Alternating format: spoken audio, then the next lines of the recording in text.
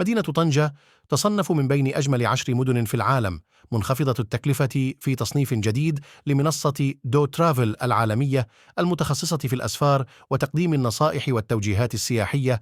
حلت مدينة طنجة المغربية ضمن المدن العشر الأجمل التي تدفع السائح إلى التفكير في ميزانيته لكي يستطيع تحمل التكاليف.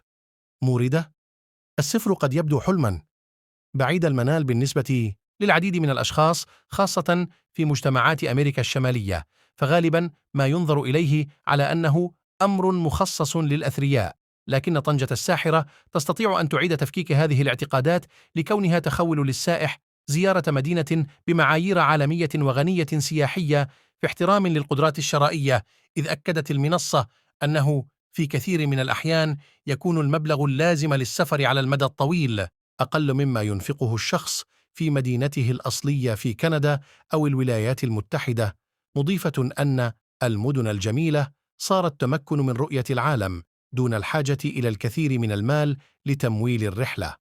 وأوردت المنصة ذاتها: يمكن للمسافرين الذين يحلمون بزيارة إسبانيا لكنهم يعتقدون أن التكاليف مرتفعة أن يتطلعوا إلى الجنوب ويغامروا بدخول شمال إفريقيا.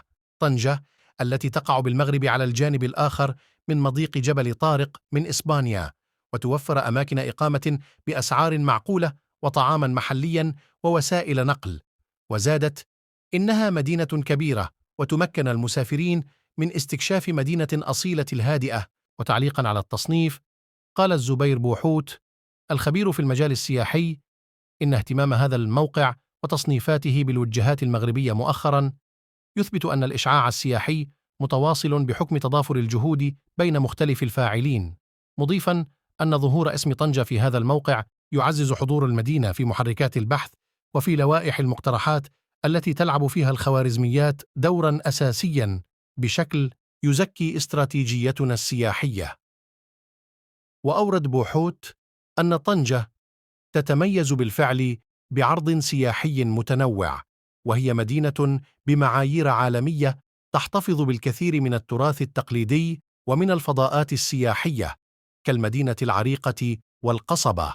إذا أعجبك الفيديو لا تنسى الإعجاب والاشتراك بالقناة ليصلك كل ما هو جديد.